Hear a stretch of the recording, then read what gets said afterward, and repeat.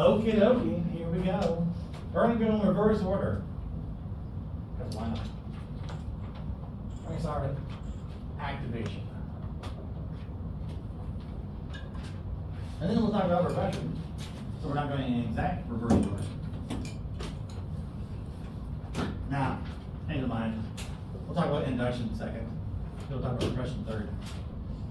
But since there's no eraser over here, I cannot change positions. I will name one eventually, but not that one. I want the other one.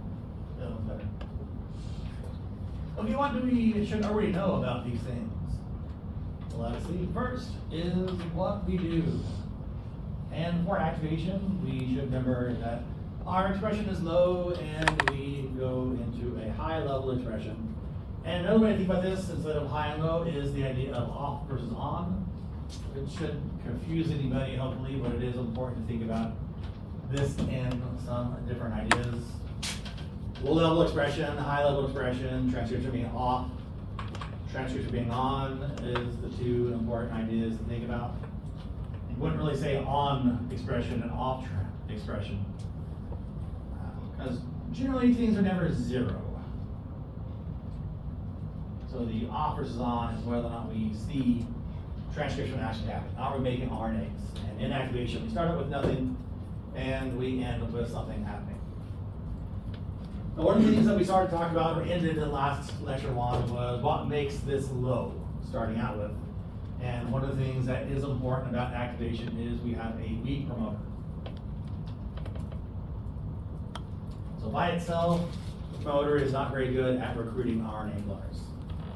So that is our sort of starting position, is we have this sort of weak promoter, which means we have low expression. So generally speaking, zero transcription happening from this system. And to get this to work, we need a protein to help. So by itself, the RNA polymerase does not bind to the promoter, but if we involve a protein, that protein is called an activator. We can change things. Activation is the simplest thing, really. Which is why we're going to start with it rather than last.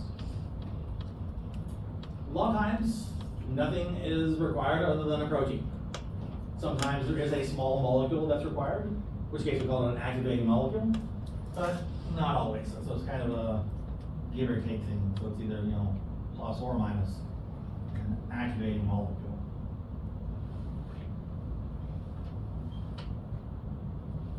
And each of these three different types of systems, there are proteins. These we'll call DNA binding proteins that are going to affect the transcription. And so starting out, nothing's going on. And our basic picture to start with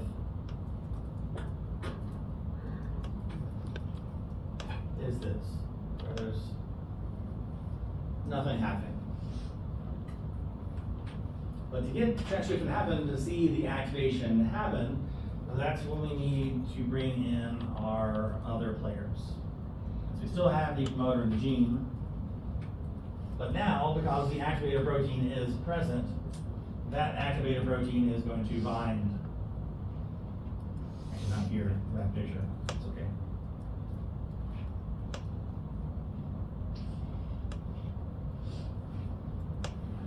Actually, I like that picture. Look at that eraser. I'm going to change the picture.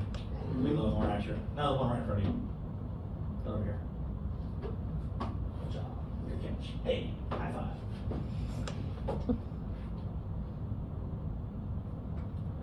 It's not as important to get all these details, but it is helpful to sort of see what's going on. So that's our activator protein, the AP. Now, one of the more important things about this is we have to remember what is the protein and what is a small molecule. So hopefully we remember the activator is the protein, but it's never called an activator protein. It's just called an activator. So we have to remember that the activator is the protein, not the small molecule that's going to be involved in this process. But when the activator binds, that's when we're going to see the switch go from low to off to high or on. And when the activator binds, that is what allows the RNA polymerase to come in. And so as we think about activation, we have this helper enzyme. The activator protein is the thing that assists making this weak promoter into something that is more strong. because of the binding of the activator protein helps the RNA polymerase bind. So we see this sort of cooperativity here. Without the activator protein, the RNA polymerase can't do anything by itself. So we need both together to get this system to work. So basically it's off until somebody comes around and helps turn it on.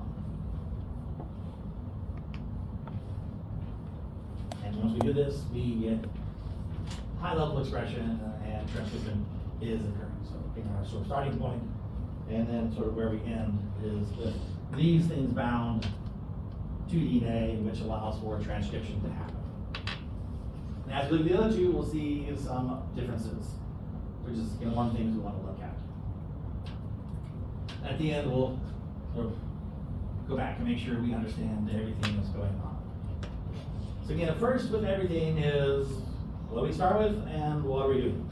So for repression, we have the opposite scenario where we start with a low expression, start with a high expression and change that to a low expression.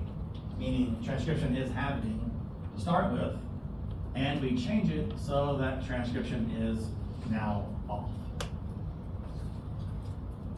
This one works by itself without any help. An RNA polymerase combined to the promoter, and things are really good. And the reason why it's really good is this is a strong promoter.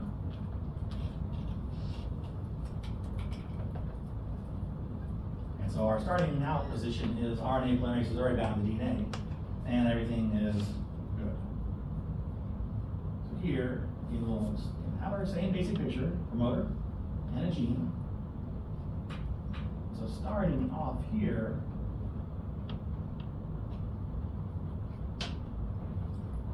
RNA polymerase is already here. Which is why we start with an on or a high situation. But we need to change that. So how do we change it? That's what we need to talk about. Because that is what is going to differentiate the on state versus the off state. But also differentiate it from activation. The only way for RNA polymerase to bind here is with the activator protein. Here, RNA polymerase binds to the promoter on its own. No help needed whatsoever. But like activation, there is a protein that's involved in this process. And here's where it gets annoying. There are two things that are needed for repression to occur. The first is called an aporepressor.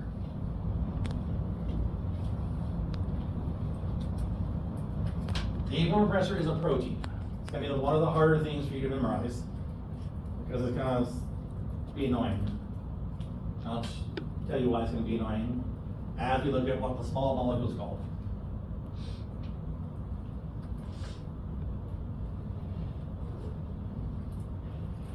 With repression, we need two things, a protein and a small molecule. The protein is called an aporepressor. The small molecule is called a corepressor. Tell me that's not confusing. Oh, it's not? Oh, good. You guys all got it good. Excellent. Would you like to rephrase? Would anybody like to change their answer? Yes, that's confusing. Yeah, it's confusing, all right? It's going to get more confusing as we go forward, so we need to make sure we're okay. So how can we distinguish this from other things?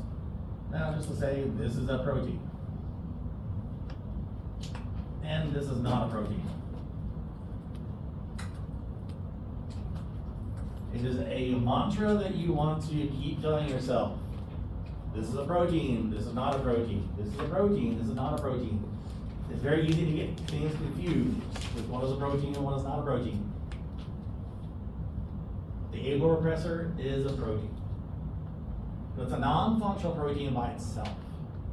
Is anybody familiar with the word apo in other classes? Ever seen anything called apo something? Not for what we're talking about here. That's a good guess though. I'm sorry, what? I have no idea what that word is. So I can't say yes or no. But there are things we call apo enzymes. I don't know if this is a phrase or term that anybody's heard in another class. Basically, it's a protein or an enzyme that doesn't work by itself. It requires a helper.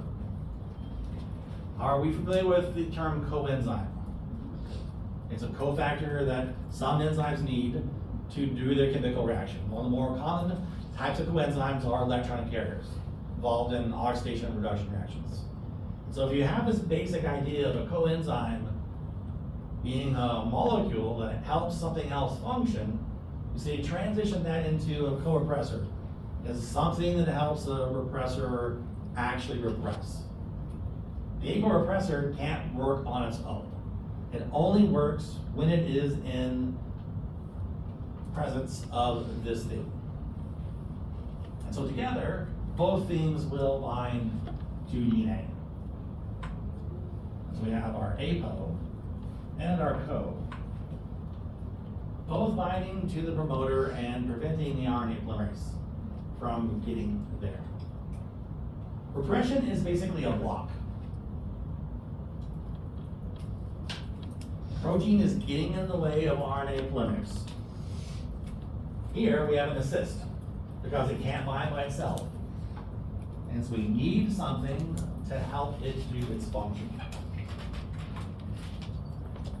But the aporepressor can't bind the DNA and can't affect transcription if it's by itself. It's only in the presence of the co-repressor molecule. So just as an example, one of the more common things we see repression is amino acid biosynthetic pathways. If you have plenty of amino acid, should you make more of that same amino acid? One of the general rules of cells is if you have enough of something, don't waste energy and materials making more of it. So if the amino acid is the co-repressor, it binds to a protein, together they bind to a promoter that stops making that same amino acid. And as soon as it gets used up, repression is relieved and transcription happens again, and everything sort of goes through the cycle of make something when we don't have enough of it, stop making it when we have plenty of it. Again, these two things have to be both present for repression to happen. There's one of the more important ideas about what it is to be repressed. It takes two to be repressed, not just one.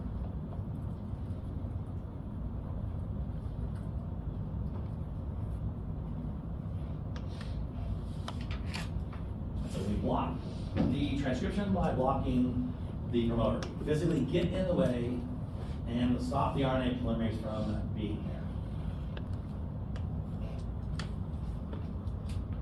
Induction is the one that is a little bit weird. Let's see if we can think about what induction is going to do relative to the other.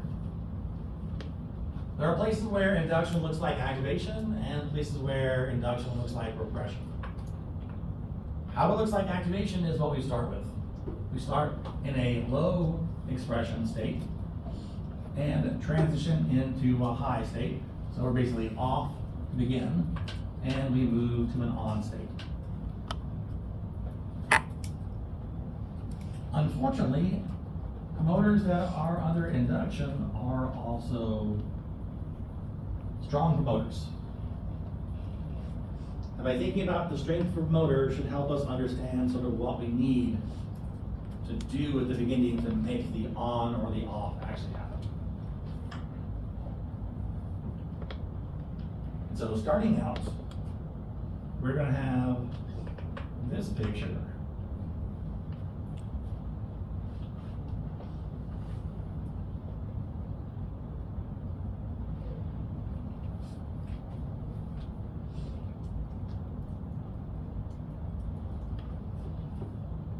And this thing is called a repressor. This is where you are really going to lose your mind. A repressor protein is a protein involved in the induction process. Yes, somebody wanted to fuck the students. One is called an inducer, because that had already been chosen by something else. A small molecule. That's our inducer, not our protein. So the inducer is not a protein, but the repressor is a protein. Like over here, this co-repressor is this small molecule that we need. Basically, the small molecule, the signal. Say, do we need to repress, do we not need to repress? Is the presence or the absence of that small molecule. Here, the induction happens in the same way. The presence of the inducer tells us if we're staying off or moving to the on position.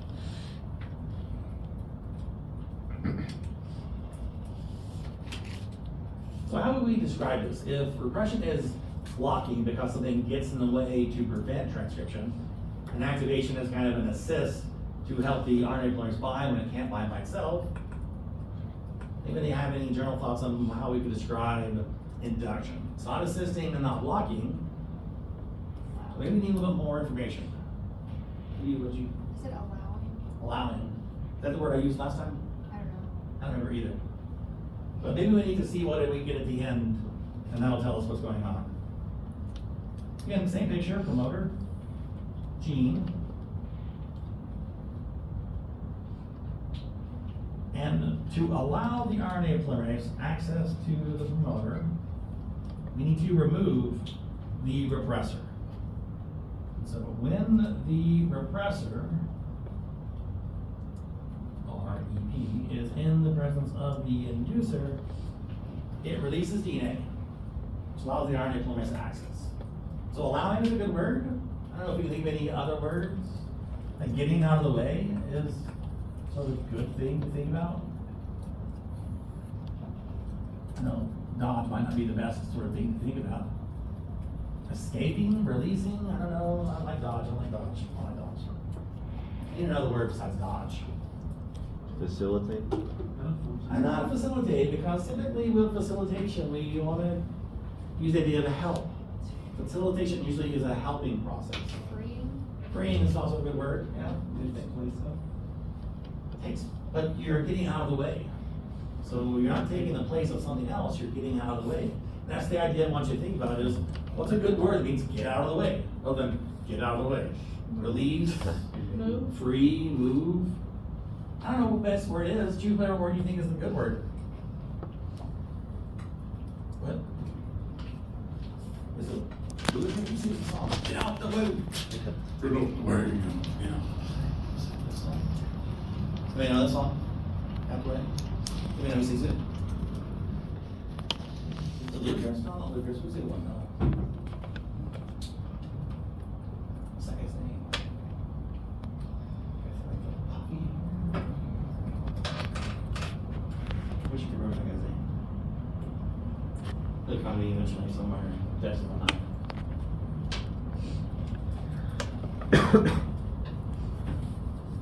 With activation, we need a protein to bring in RNA polymerase to make us do transcription. With repression, we need to get in the way to stop expression from happening. For induction, we get out of the way, which allows transcription to happen. So at the start of induction, is the repressor and inducer both at the promoter, or just the repressor? Just the repression. Okay. The inducer is what pulls or makes the protein let go of DNA. Okay. Now, we don't want to spend too much time on the molecular biology of how this happens. So just want to try to look at the pictures. What is our sort of beginning and ending? And just kind of know the players. As you take molecular biology, if you do, there'll be more discussion on how this mechanism actually works, mechanistically speaking.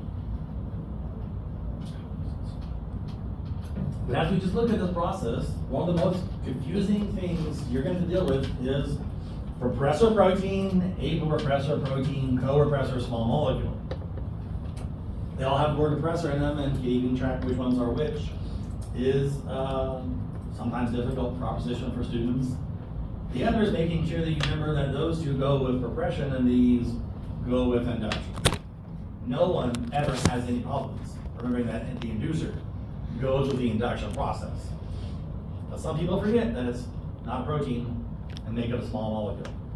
We do get a few sort of weird things going on. And some people think the co-repressor is a protein by itself also. So as we look at these three things, each requires a DNA binding protein, each requires a small molecule. So as we can look at ways to summarize this information, our DNA binding proteins is a list that we can think about. You have the activator. We have the APO repressor.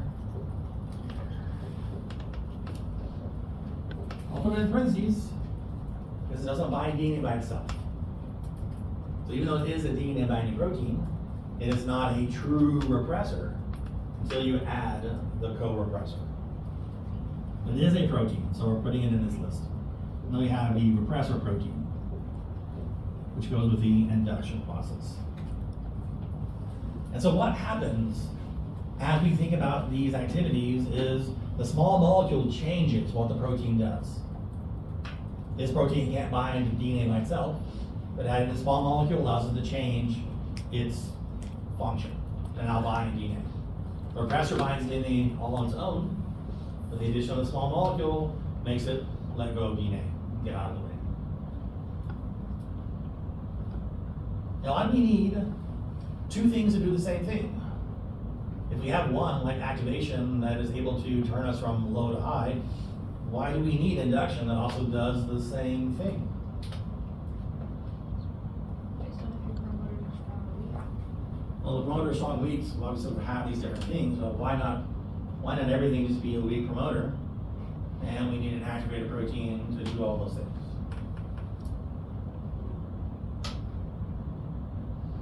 I don't have an answer. It's just something to think about, like why is there two ways to do the same thing? It results the same, but the way in which we do it is slightly different. So why? Why are there two different things to do? Evolution could be the ultimate answer because one thing evolved first, the other thing evolved second, and then it sort of came together. I don't know how to explain this. Thoughts I are think some stuff you need like constituent release versus some stuff reaction to those two. well, constitutive is always expressed, which means there's no protein that's going to control it at all. It's always on. So constitutive promoters always have strong promoters, but there's never anything that's going to bind to that promoter and stop it, which is why it's considered constitutive. If something stopped it, it would be considered repression instead. So there's no regulatory protein that affects constitutive genes. They're always on, regardless of what else is happening. For other things, we need to control when they happen so that we don't waste materials making proteins and make things we don't need. Now, we don't need to worry about this for this class, but there are some things that have two levels of control, like activation and induction together, or some things can be activated and also be repressed at the same time. So it's all see some different types of things. Again, focusing on sort of the first part, this is a very important thing to think about initially is what are we doing? Are we starting out low? Are we going high, or are we starting out high and going low? Then once we have that down, we can think about what things are involved in this process. Name the things, make sure you can get all of those just named correctly without worrying about what's going on, and then start to think about what do they do. So just take your time trying to learn this stuff because it can get confusing with all the words that say repressor.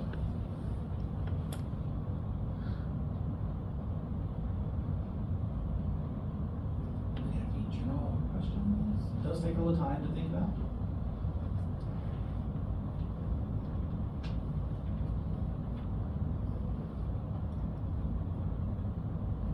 As we look at these two things, induction and repression are really just opposites of each other. So if you know one really well, just do the opposite, and you should have a framework for how we describe the other process.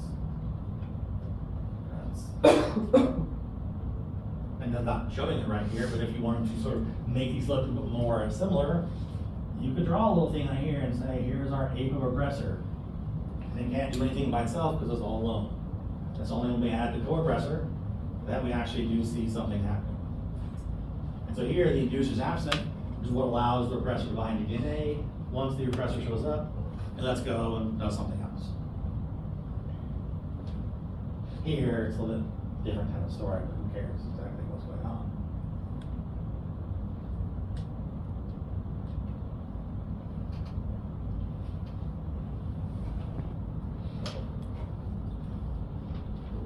We'll see if he does. We'll take a little time to think about these are one example of a regulatory mechanism that we use in bacteria.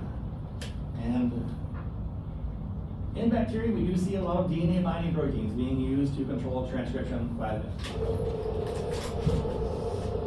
We do see a whole lot of actually fairly complicated regulatory systems in bacteria relative to eukaryotic organisms.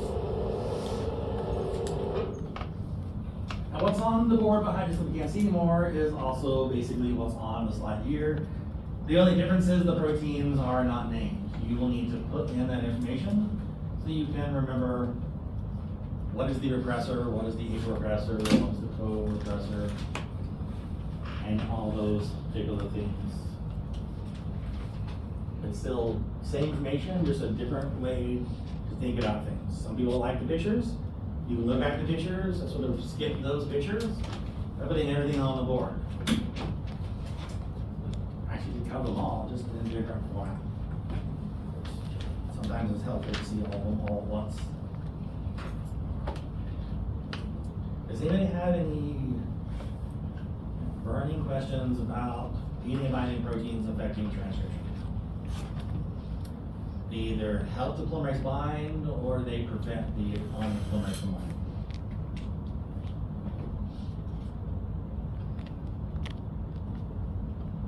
What controls a lot of this is the small molecule. But sometimes the protein itself can affect its own transcription. That's not something that we talk about a whole lot, but it is something we do see where there is autoregulation of some genes where the protein that's being produced can either negatively or positively affect its own transcription. There's nothing more to say about it. Is one of these things that you'll maybe see once over the semester, that autoregulation is a thing. And positive means you get more of it if it's around, negative means you get less of it if it's around.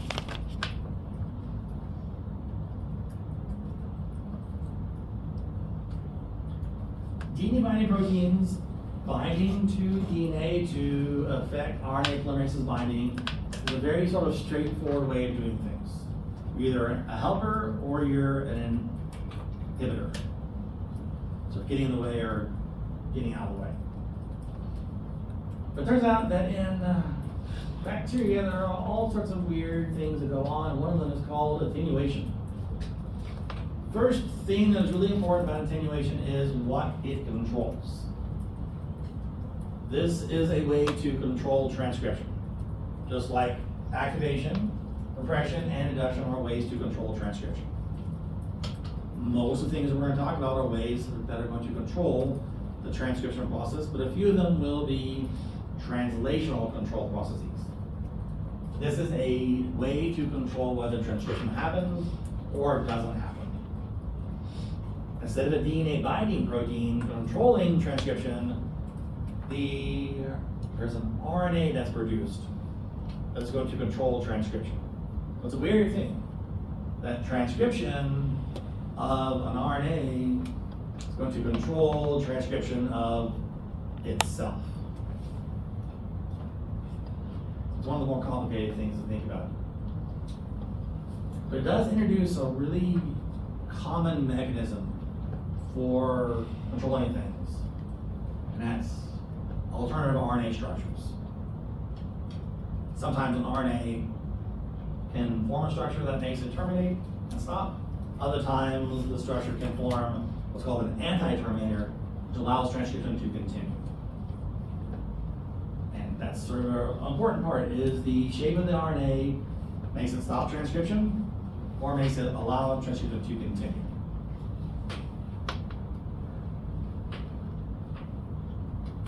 Now, attenuation is one example of this. We also have another one called riboswitch. But attenuation is strictly a bacterial thing, but riboswitches are found in all types of life. Sort of a universal thing that we're going to look at. Again, it involves an RNA taking two different types of shapes. One shape makes a terminator, transcription stops. Another makes an anti-terminator, allowing transcription to continue.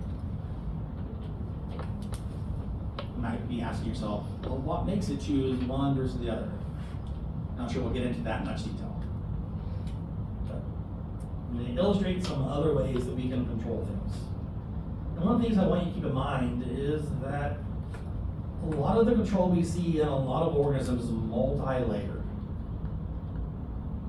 You might have activation, you might also have repression, you might also have a riboswitch or attenuation all together in one thing.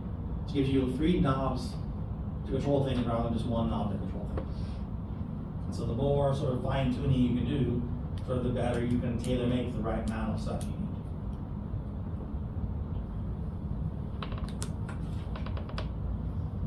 For attenuation, there is a particular set of genes that will be typically controlled by this process, and that are genes that are organized in an operon to facilitate the synthesis of amino acids. There's typically a fairly energy-intensive process. So we see this a lot in the biosynthetic pathways of several amino acids.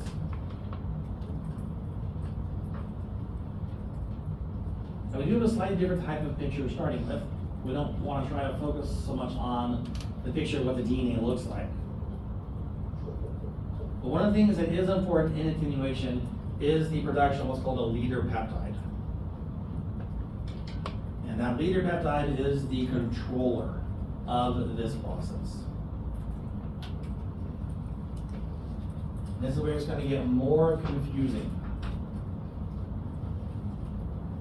I know, I thought it was like, oh, that was already confusing by itself. But it's going to get a little more confusing.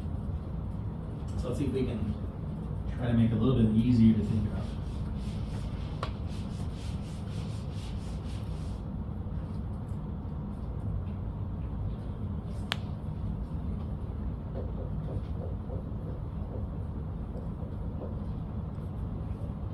So with attenuation, we have form a terminator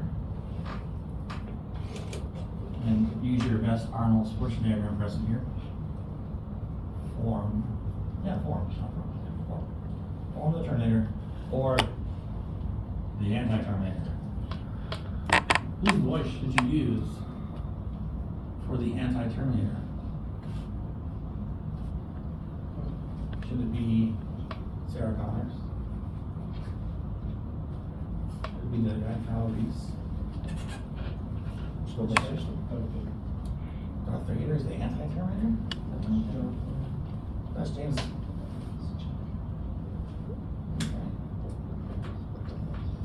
Forming the terminator stops transcription. We all okay with this idea? Pretty straightforward, right? Terminators cause transcription and stop. It's like the fundamental thing in electrology. The motors are where they start, terminators are where they end. So, forming the terminator, we're going to stop transcription. If we form the anti-terminator, we're going to continue transcription. Because it's an anti-terminator, meaning it's not going to terminate, and the opposite of not terminating is continuing. We're all okay there. What makes it stop? Well, attenuation is all about amino acid levels. If you don't know what AA stands for, it's not Alcoholics Anonymous. It's amino acids. I guess it could be Alcoholics Anonymous. Or it could be amino acid anonymous. Who's like addicted to the amino acids. Raise your hand because we all are. The genes that we're controlling make the amino acid. And so, if we don't make the amino acid, typically means we have enough of it. So if there is high levels of the amino acid,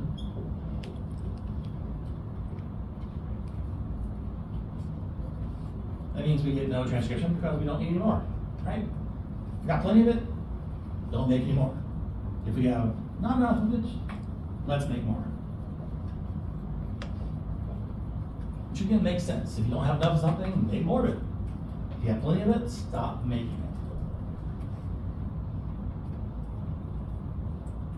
So this is the foundation of what happens. The question is sort of why does something form a terminator versus why does something form the anti-terminator?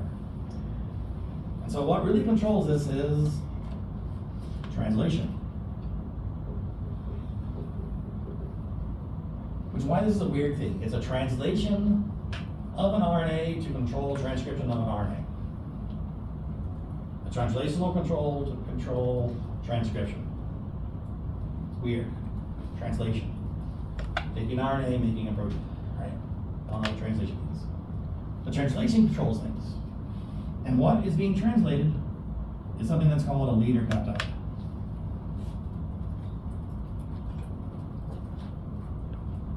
And so if this is fast,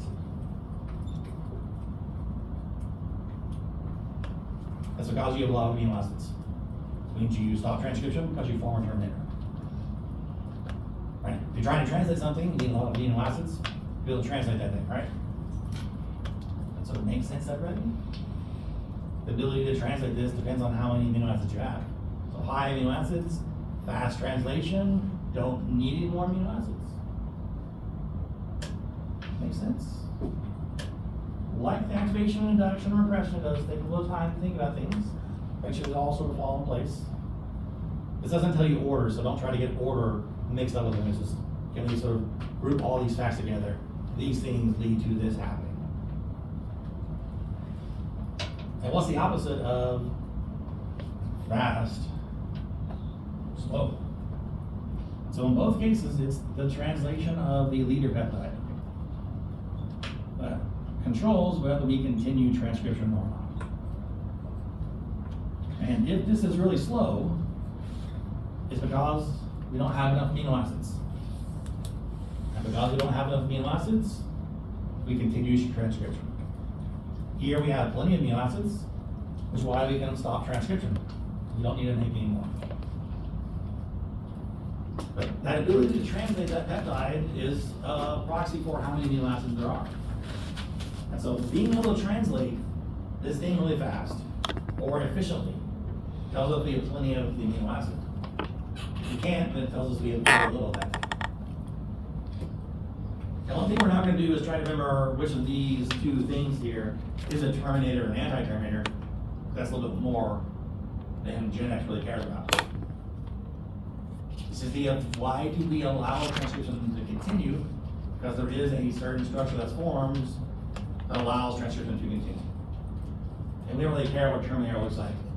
So, but this idea of slow translation sort of leading to not enough amino acids is on the next slide. So what's on the board here is really a summary of this slide and the next slide sort of together. Just looking at it a different way. But it's not a DNA binding protein that's causing this to happen. It's a translation.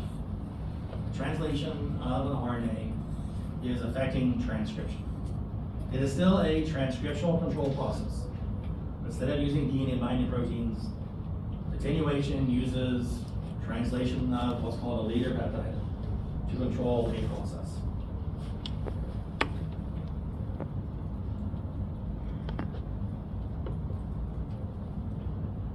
Attenuation is a translation process that affects the formation of a terminator or anti-terminator. For riboswitches, we see a different thing happen. And what affects the riboswitch is the presence of a small molecule. And the presence of the small molecule affects the terminator and anti-terminator form. Here we don't have much to talk about, so it's less detailed completely. One of the most important details about it is it's found in bacteria and eukaryotes, meaning us, and other things. It's a pretty common thing that we see happening. Riboswitches are also transcriptional control mechanisms. You may be wondering, how can an RNA control transcription?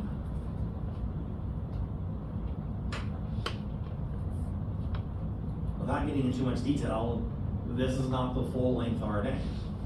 What we see here is just sort of the beginning parts of it. So if you can start and continue, then you can continue. If you start and then stop, then obviously you stop and never go forward again. But it's weird that an RNA can control its own production. Sort of the thing about Ribose switches, that is weird.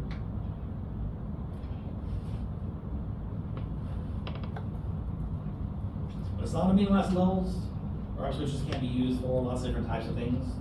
Attenuation is, again, almost exclusively seen when looking at amino acid biosynthetic pathways.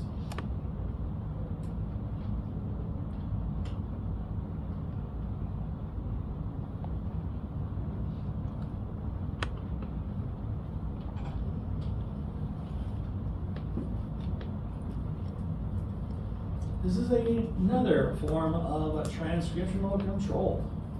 And it is an RNA that's controlling other things. So it kind of fits in the same category, except here, the RNA is binding to DNA. And it's called a long non-coding RNA, or LNC RNA. Exam 3 has a lot of proteins, also has a lot of RNAs. You'll see examples of those RNAs on your quiz this weekend, because I've included all the RNAs we're going to see in the future on this quiz to confuse you or to freak you out. Because it's not just mRNA and tRNA and rRNA anymore.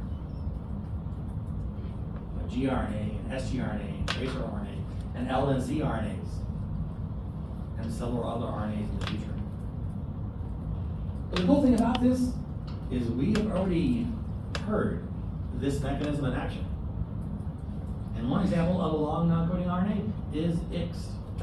Does anyone remember what IXT is involved in? Or where does IXT bind? The version of the 1X chromosome. XIC side to start the bar body formation where 1X chromosome is inactivated. So this is the same thing, just let's think about it in a little more molecular terms. IXT is now what we call a long non-coding RNA. And the reason why the bar body forms is because the RNA is binding to the DNA and probably never being transcribed.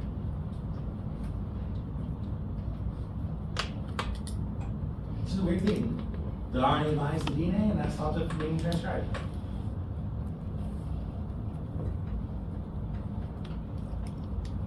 The DNA binding proteins that we can no longer see behind us on the board are all sequence-specific things. They bind to specific areas to control specific genes. Remember when we talked about IXT is more of an epigenetic process because it has to bind, the RNA has to bind basically through the entire X chromosome from one end to the other. So it's not a DNA binding protein, but it is a DNA binding RNA, which is kind of a weird thing. And it can control transcription by binding to DNA and preventing other things gaining access to it.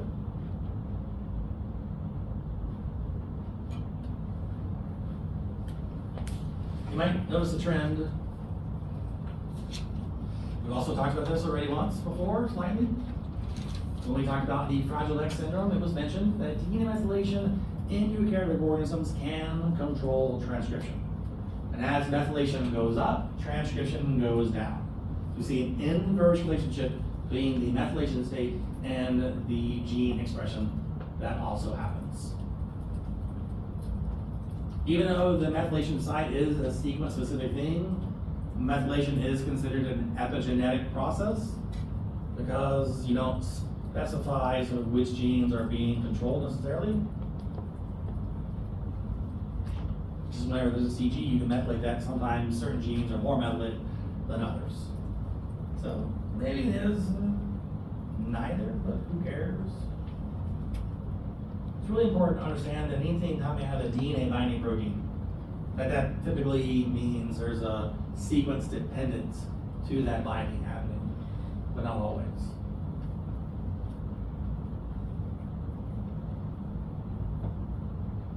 And we don't get into it in this class, but there's this idea called genetic imprinting, where over time your cells, certain DNA becomes methylated. So that controls your transcription. This is one of the easy ways in which we can take a liver cell and make a liver cell and not a heart cell.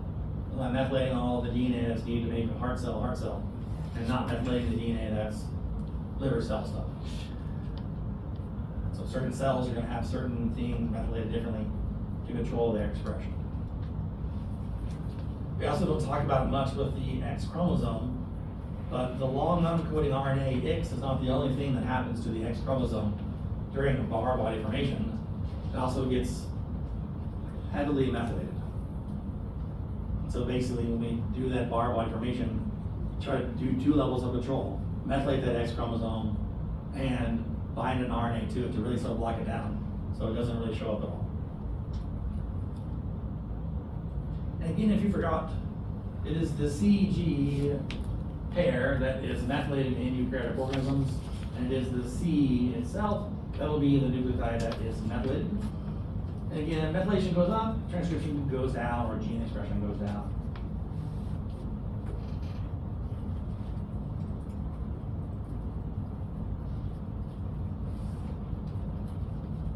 What you might be asking yourself is, how does modification of DNA affect transcription? I don't have an answer, because I don't know the answer. I wish I knew the answer. That'd be a cool update. No. Typically, what is methylated is the DNA in the gene coding region. And why would that affect its own transcription is a weird type of story. For activation, induction, repression, there's always DNA binding proteins sort of getting in the way or helping. But methylation is a sort of weird thing to think about. How does it actually function? And unfortunately, we don't care how it functions. Just that methylation is a eukaryotic form of transcriptional control.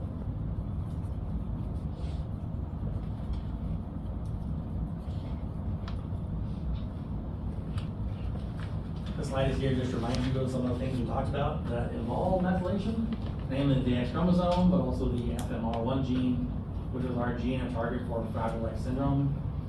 For Fragile X, it's not the methylation state that's most important, it's the number of repeats that makes the chromosome more likely to break or not.